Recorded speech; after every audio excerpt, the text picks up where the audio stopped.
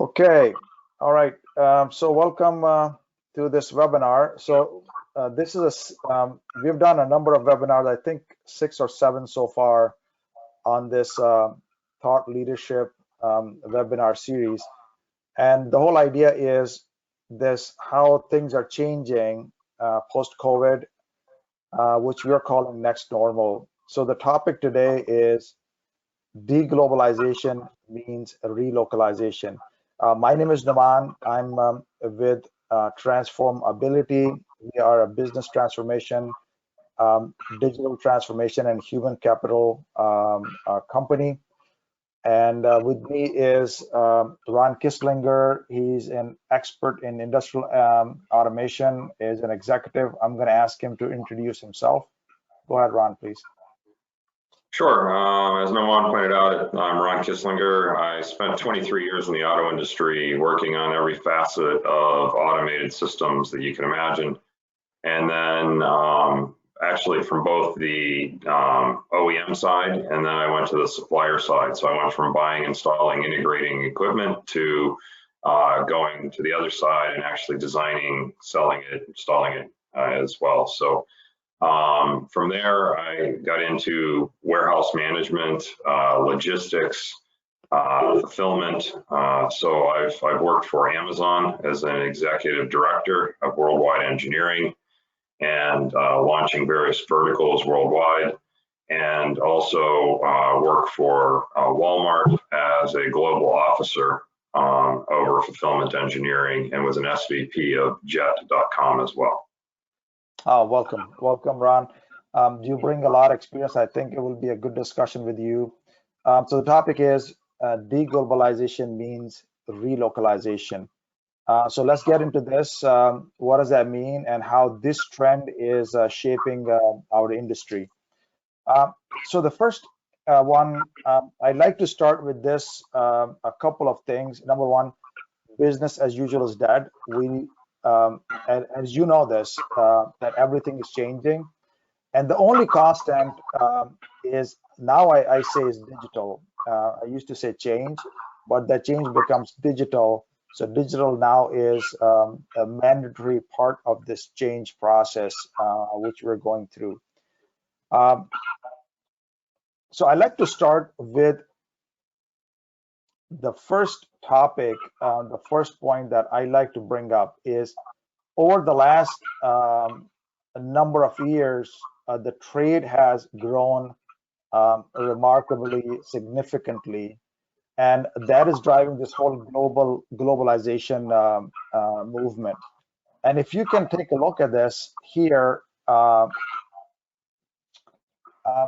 first wave of globalization is in the 19th century, all the way to this the World War I timing.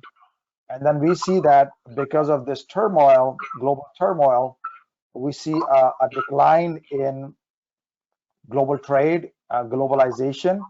But then right after the World War II ended, we see a rise in globalization, which is now happening right now to this day.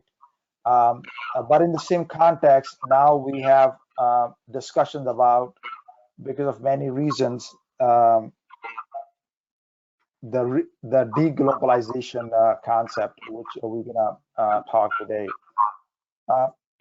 So some of the reasons of this global trade, why this global trade started to happen in this era, is number one is transportation.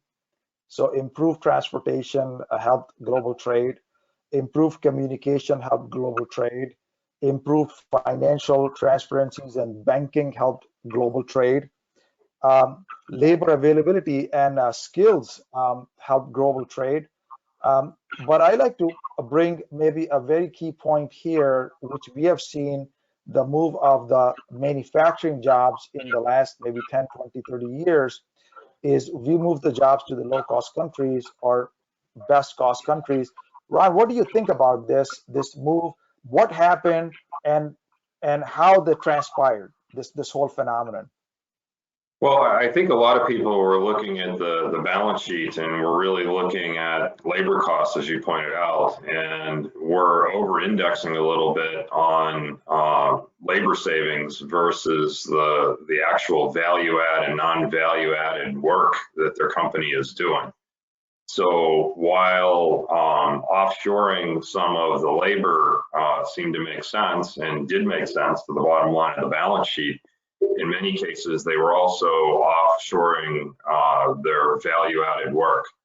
So now, in the light of the pandemic, it's really shined the spotlight on the fact that they really don't have control over their own operations, infrastructure, capabilities to actually produce, because a lot of it is now sitting in third world or other countries, lower cost, best cost countries, which they don't have direct control over anymore. And so while getting rid of some of the non-value added work, which we'll talk about a little bit later, it made a lot of sense and still makes sense. We've got to be very cognizant not to also offshore the value added work with it. Okay, and I talk about this point that one of the reasons the business decisions that were made in terms of moving the jobs or this global trade was the delta cost, that cost of manufacturing in certain countries and the cost of manufacturing in other countries. And a lot of the business decisions were made based upon the delta. But that delta cost, when we moved the jobs, when we moved operations, we moved the operations with value and non-value efficiencies and inefficiencies with those jobs. We basically just pick up operations and we move from one place to the other place. And then we, over the time, I think some places have improved. And now this phenomenon and this global trade, although has remarkable benefits, we have seen tremendous growth and throughout the world. But we have also seen that sometimes it's uneven, sometimes it's not in the right proportion for many reasons. So Ron, what do you think about this point? What is your point of view on this? Yeah, I think that's a profound point on the unevenness of trade. So while there's going to be trade, and trade has to exist for things like raw materials, it doesn't necessarily have to handcuff us for finished goods. So in the light of the pandemic, I'll just use an example of the pandemic, not to point fingers at any country or any political nature of any kind, but if you look at a mask, the masks are pretty much made from cotton fibers. So if I'm living in a country that can't produce cotton, I might think, well, I can't make masks. Well, that's not necessarily the case, because newer technologies allow those masks to be made with polyester fibers, so synthetic fibers. So now that opens the door to being able to do that in a country that may not have those raw materials. I may be able to trade for those materials. If I'm being pinched on cotton, I can actually go to a synthetic and still make the masks. So it comes down to business continuity and being able to continue to run your business and not hamstringing your business with a decision just to displace the operations or labor. Right. No, it's a good point. It's a key point. And this topic of deglobalization, I think in this webinar, we're just trying to understand this phenomenon. We're not proposing that this is the approach that we need to take or we need to localize, but we're looking at the things in the context of current scenarios and why these things are happening. So with this idea of deglobalization means relocalization, I think some of the reasons, some of the thoughts behind this is things like business continuity, security, supply chain disruption. Those are the things that are driving this discussion and bringing the products, manufacturing, operations closer to the locality so that they can survive, they can be self-sufficient. And this is the key thought, which is happening right now. And I like to point three things in this phenomenon that we need to pay attention and we need to understand while we are doing this, because we ship jobs, we ship operations in certain direction.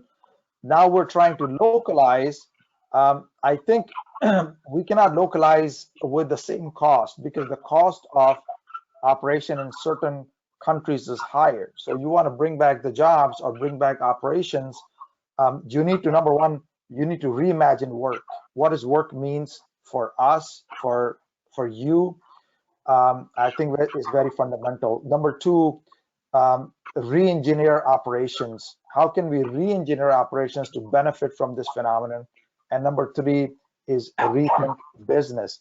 Ron, you want to add some comments to this point? Sure. To Noman's point there, when we talk about relocalization, we're not simply saying, okay, let's just bring back the jobs that we had before. What we're saying is we really have to rethink the way the jobs are being performed. And we'll talk about this in the following slides, but really it comes down to leveraging automation, understanding how to do the work a little smarter, maybe, and a little different way of doing the work, and better leveraging the human capital. So thanks, Naman, for advancing to here, and I'll just pick it up from here. So when we talk about reimagining the work, there's certain things where we're talking about the right work, meaning that we're doing the things that matter to our customer, right? Like if the customer doesn't care that we have to do it, then to them it's non-value added. And we shouldn't be really focusing on doing it either. And then the right workplace. So we have to set up the workplace such that it allows the operations and the humans to succeed. And then the right workforce. And what we mean by that is not firing the people we have and hiring a new workforce.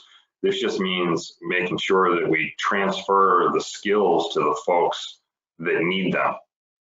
So let me talk about the first two bubbles there, and I'll let Noman focus a little bit on the skill set. But if we look at this picture, it looks kind of benign, right? This is kind of how work is done in e-commerce. We have a person pushing a couple totes on a cart, walking around, picking some items off of a shelf. This is pretty standard in many locations. And some folks now, look at that as, okay, I don't see anything wrong with that. And they're trying to optimize that work. Well, if we look at that in a little bit more detail, you have the human that is pushing the cart, walking around and probably walking, 10, if not 20 or 30 miles a day, depending on the size of the warehouse, going to different places to select the items that a person, the customers that are ordering. Well, if we look at that close enough, the customers of that order don't really care how far that human had to walk.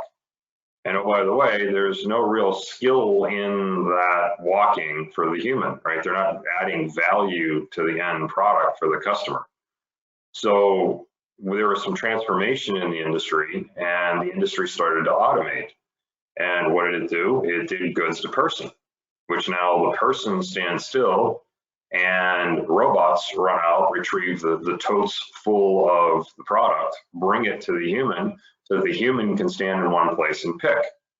So when we talk about relocalization and rethinking the way the work's done, we're not saying, okay, we just took these manual pick operations and moved them to a country where, Jane Doe is now replaced by somebody that's 1/3 the cost.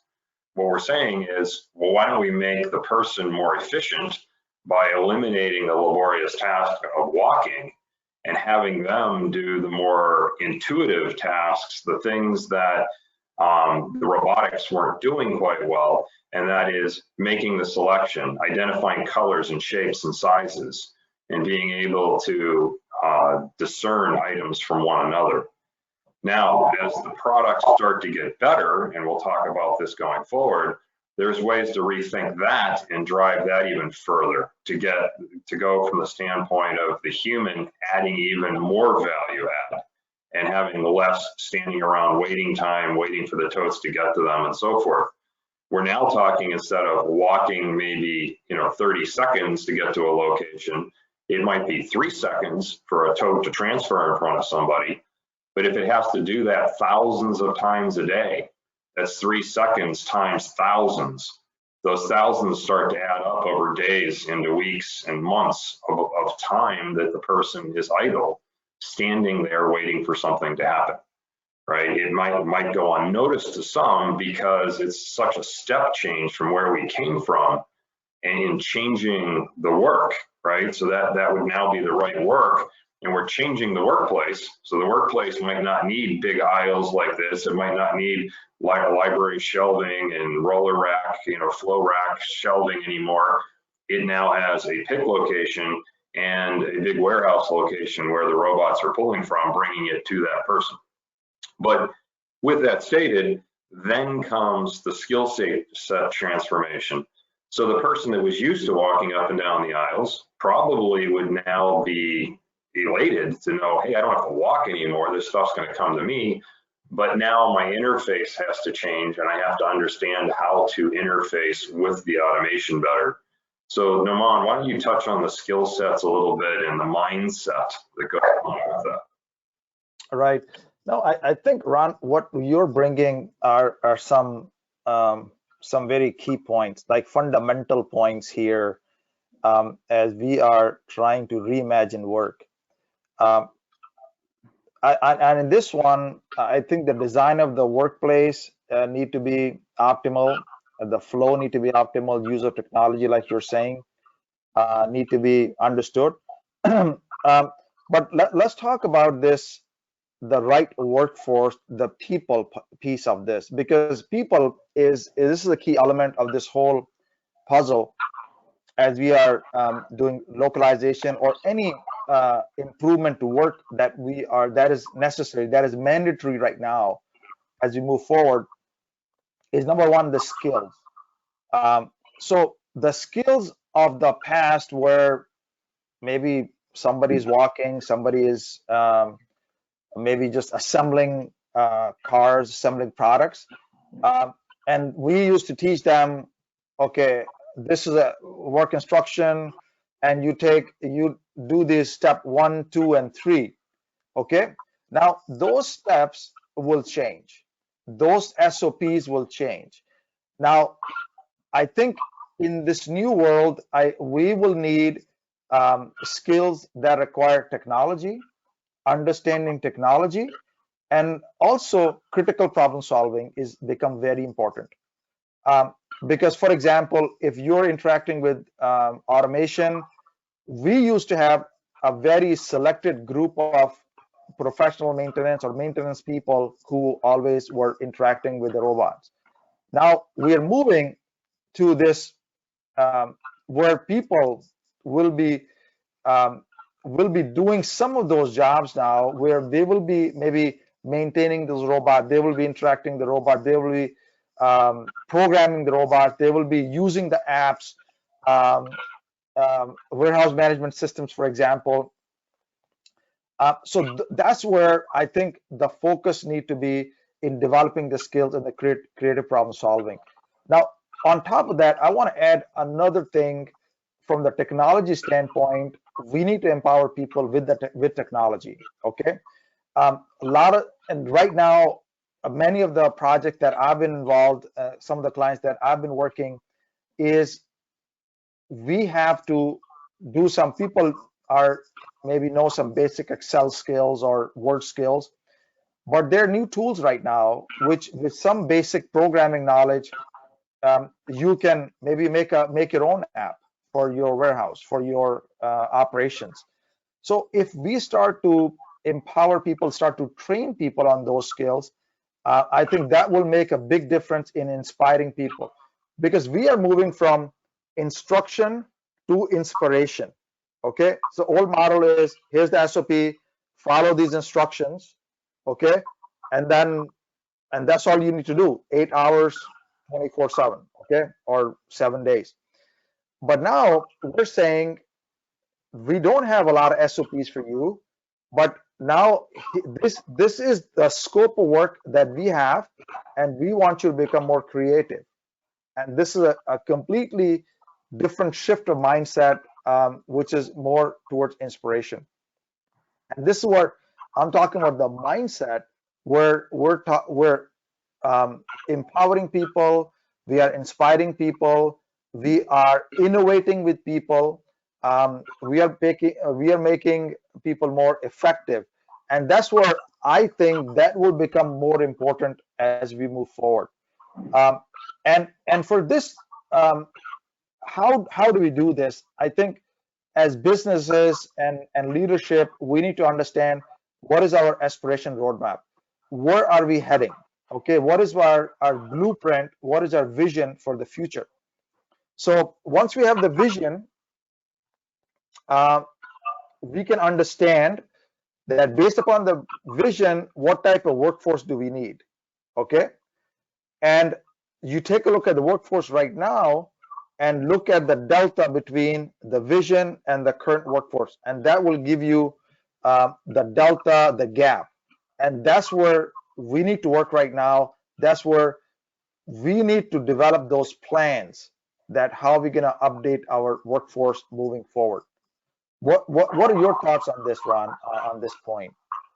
Yeah, I think it's critical that we do that. And in the process, one of the things that I always challenge my engineering teams with is trying to look outside of the box, so to speak, right? So challenging them to be innovative, challenging them to think differently. And what I mean by that is it's easy to automate the easy stuff, right? So too many times people create automation to eliminate the easy part and leave a lot of the hard part to the human, which is okay if it's a mental hard part, meaning if the person's adding value that the computer or the robot can't add. When you're leaving the walk distance to the human, right, or the lifting to the human, that's not the right part to leave to the human. These are the things that do wear and tear on the body, that do not lend themselves to what I term sustainable jobs. So the idea here is we're trying to create sustainable jobs, things that humans want to do and have a career doing. If I'm walking 30 miles a day every day that I work, I'm probably going to start getting tired of walking. You know, some people say, well, you know, it's good exercise. Yeah, it's good exercise for the first couple of weeks. But when you've been doing it for 4 or 5 years, it starts to become wear and tear on your joints, your knees, you know, walking on hard surfaces and so forth. So there's ways to rethink the way business is done. And I'm going to talk about that a little bit more as we move forward into the slides. Oh, beautiful, beautiful. And I think this is a key point. And I would say this is the foundation of the change that we need to envision and we need to deliver to the stakeholders. So the next point, I think, which is in the same level. So when I look at these three things, work, operations, and business. So I'm going from the lowest segment of the job, the work, and then moving to operations, and then moving to the business. So this is why I put it in this way, these three ways. But I think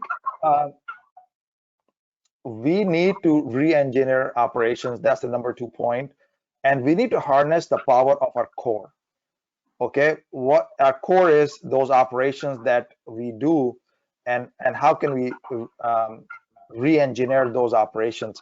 And I bring this point back, this problem solving intelligence, this culture of action, the culture of solving problems is fundamental for us to do as we move forward. Because now in this new mindset where we're inspiring people, we also need to teach them how to solve the problems. because that is a fundamental shift from the previous mindset to the new mindset, where previously it was an instruction-based work. This is the work that you're going to do, follow step 1 through 10, and you always have to follow these steps. Don't use your mind, just go through the motions. So we have people at all different levels, and even our leadership managers at lowest levels, they have prescribed work instructions that they're following, instruction based. Okay, now we're moving towards inspiration, motivation, empowerment, making your own decisions, quick decision making.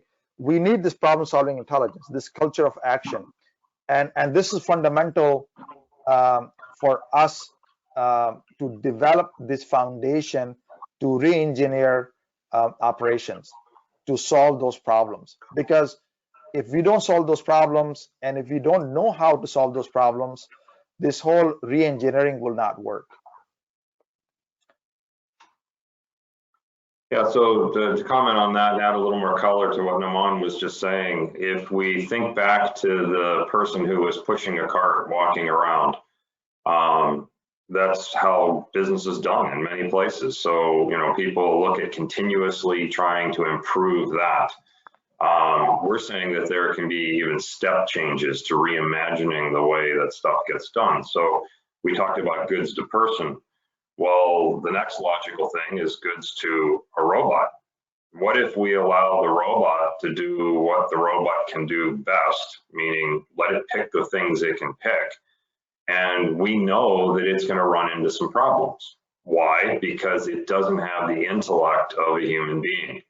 A human can look at an iPhone cord and it's in a box or a tote full of items, and it says, oh, I need to pick the iPhone cord. That's the next command, the next request for the customer order. But when they look down, they see, oh, it's wrapped around the teddy bear's arm. And if I just grab it and pull it, not even thinking, I'm going to cinch it around the teddy bear's arm and pull the teddy bear out of the tote with it, which is a standard error that any robot could easily make. But a human has the intellect to look at that and say, oh, I see the teddy bear's arm. I can recognize it is a teddy bear, even though I can only see a portion of it. I can see that the arm is connected to the body going to the right. So I'm going to pull the cord to the left and it'll come off the end of the arm. So in this image here, these can be people working at a control center, so to speak. So instead of that person walking around, think about the job transformation we just did to the operations here and how this would change the workplace and the workforce. That person that was pushing a tote walker or pushing a cart, walking around filling totes all day long, then could have gone to standing in one location picking. Now they could be overseeing robots that are doing the picking and only intervening when the robot runs into a problem and it needs the human intellect to recover.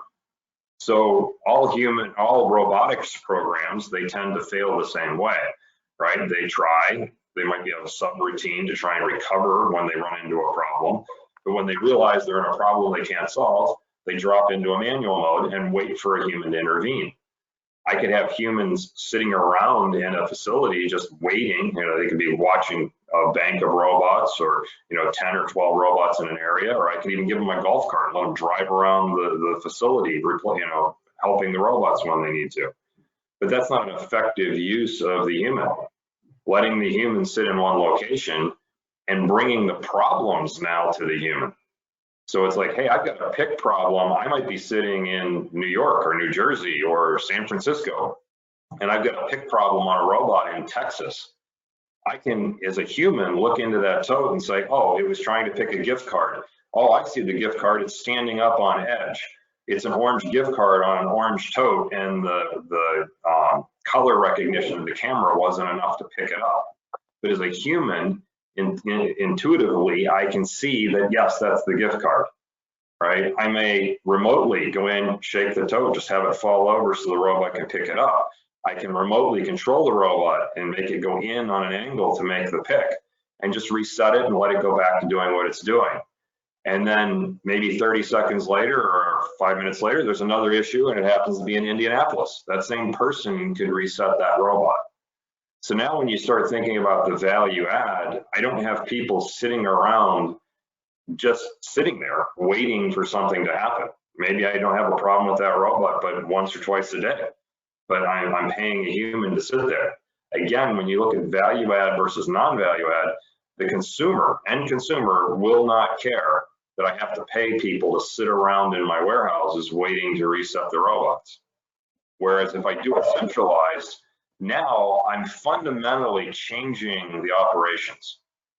What I'm selling as my business model, the people that I'm hiring, I'm giving them a career path, if you will, into a job they could do well into their 70s without massive wear and tear on their bodies physically.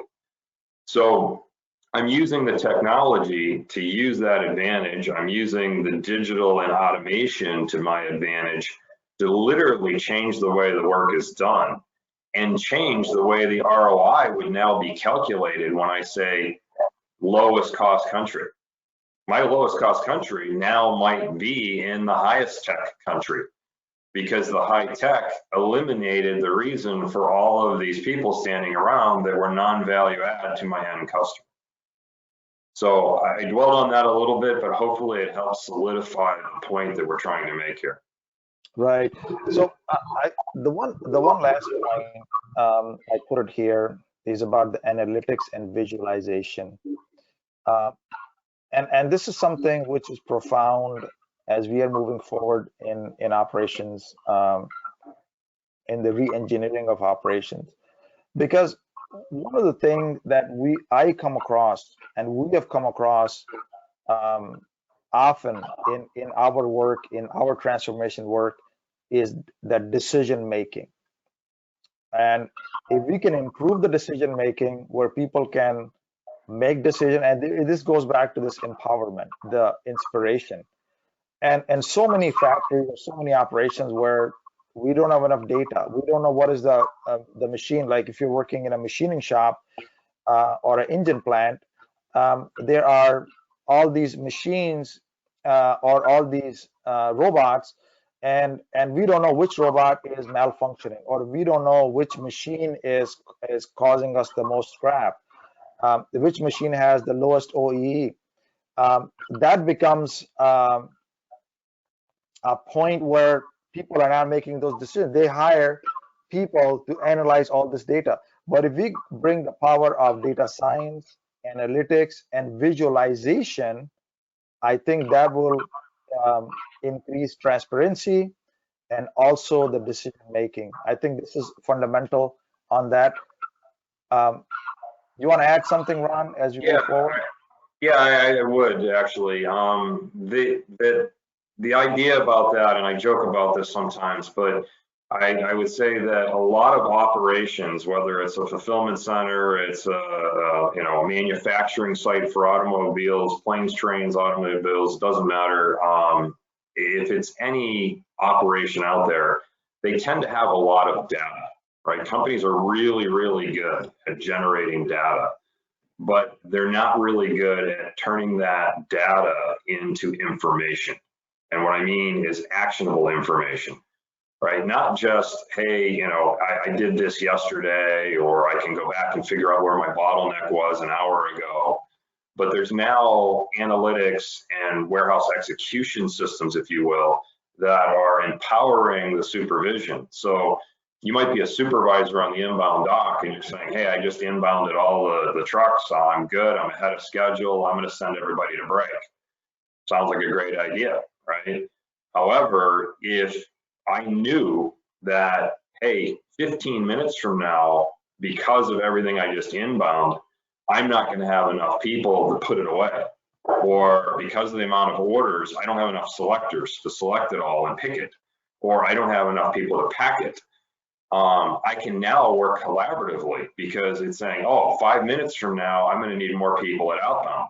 Rather than sending my people on break, I'm going to send 4 or 5 people over to outbound, which parlays into the skill sets that Naman was talking about earlier in cross-training people such that they understand the operations and they can be used in multiple locations. And we also talk about decision making from a standpoint of, I use that example of the gift card in the tote. Well, with deep learning, I can actually have the robot learn that. So the robot now, when it can't see something in the field of vision, it's saying, hey, I'm told to pick this gift card, but I don't see it, right? It now knows that, oh, I can be looking for it standing up on edges, which means that it may rotate the camera now next time or rotate the head so that it can see into those nooks and crannies, into the corners, and say, okay, now I see it. And by the human intervening and teaching it that to be intuitive and say, hey, this is what you need to do. After doing that multiple times, the deep learning starts to pick up on it, and now the robot can start to do it on its own. So this is a very deep topic that we can probably spend an entire webinar on, but it's pretty profound, as Naman was pointing out. No, right. I agree with you. I think convert data into actionable information. From that information, visualize that information, and from visualization, take decisions. I think that's the whole theme about this in data science and visualization. Last point, businesses have to change. We have to rethink business. Value for, we need to focus on the value for the stakeholders. Ron, we have a few more minutes, and we have to take some questions after that. I want you to talk about this point and some of the key points here, that how can we rethink business and what does the value for all stakeholders mean? Sure. So, we already talked about rethinking the work, and then we're talking about rethinking the workplace. So you can see how the workplace would change if I went from manually pushing carts to now having people sitting behind computer screens actually assisting robots. And when we say value for all stakeholders, we talked about that a little bit earlier from the customer standpoint. So the customer doesn't care if I have to walk 30 miles a day to pick their items, or if I'm sitting in a chair and just resetting a robot. They really don't care. As a matter of fact, I can be sending along all that savings to them, right? And actually competing better as a business. So now my shareholders as the company would like that because it's affecting my bottom line, right? And I'm improving my business for all of my employees because the jobs are now becoming less strenuous on them. I'm having less back injuries, shoulder injuries, neck injuries, knees and fatigue. So again, when we say stakeholders, we're including everyone, right? The employees, the people that actually have invested in the company, as well as the customers. And then it also helps, suppliers. We can get into that too, because now I'm moving more product, I'm doing it more effectively, which means I can be passing along savings, selling more of their products, that kind of stuff that helps everyone in the supply chain. But tying it back to what we talked about in relocalization, there's some business continuity and business security along with that as well, right? I'm controlling my own destiny, so to speak. And when things occurred, like they did with COVID, the problem was a lot of the operations and businesses were labor centric. And the problem was I had a labor shortage because a lot of people were either, they couldn't come to work because they were in the high risk area, group, or they were afraid to come to work. So now at the very time when I need the labor to start filling online orders to get the food to people at home, I now have less labor to do it. And we've seen that trickle through the entire economies, right, of all the different things. So it's into food processing now and meat processing, and we've seen it happen to milk and many other things as well. So when we talk about that, we're challenging folks to get more innovative on what work means, what their workplace looks like, and what their workforce is doing. And then the agility and on-demand nature, right? So what's happening is we saw a big fluctuation in the demand of products, but we didn't have the agility to flex with it. So a lot of folks were probably wishing they had the automation now that they didn't justify before, but just throwing automation at the problem to say, okay, well, next time COVID happens, I've got automation. I'm not suggesting that's the end all be all. I'm saying rethink the entire business as you're doing it, such that you have better business continuity and better business security and the way your operations are performed. And you're more agile to adjust to the changes that are thrown at you, even unforeseen things like COVID. And it really comes down to total landed cost, right? So it's just, at the end of the day, it's not just labor costs, it's total landed cost, getting the end product in the hands of your consumer for the lowest possible price and doing it in a way such that you can make margins doing it, right? So everybody is feeding the ecosystem of the business, so to speak, and everybody is surviving. And so I'll let Noman touch a little bit on the empowered ecosystem a little bit, but when we're talking about that ecosystem, that's what we're saying is we're talking the entire business. So everything from marketing, sales, everything is now more healthy because what we're doing is more sustainable. So no, I great points, Ron, about and I love the definition of stakeholder, that how you defined it. So this ecosystem, I think we used to work in boundaries,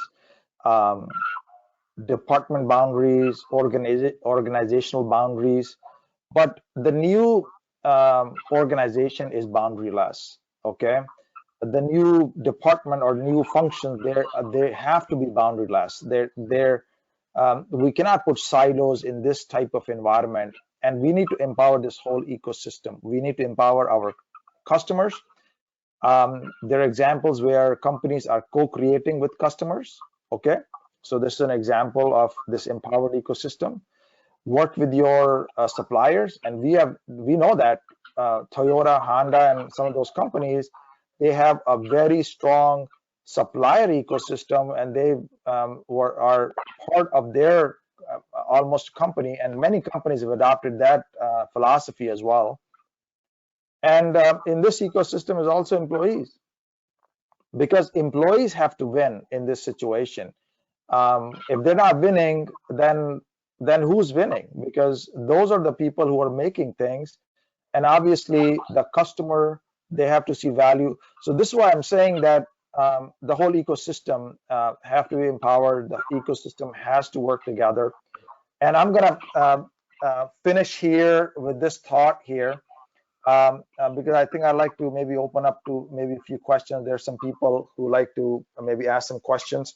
So the work that we do, Transform Mobility, we do transformation work, change work, and we focus in 3 areas: business excellence, and how can we deliver value to the customer, digital transformation, using that the value transformation and using digital tools, and empowering people, human capital development, and that's where the whole journey comes into the picture. And if you like to contact myself or even Ron, feel free to drop me a note here, and or maybe connect me with us on LinkedIn. We have a Facebook page, a YouTube page I have. So this is how you can maybe connect. We will post the video on the website and also on the YouTube channel. So feel free to take a look at that.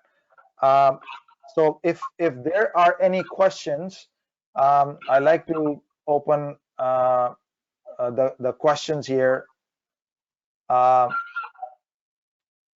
So one of the question is,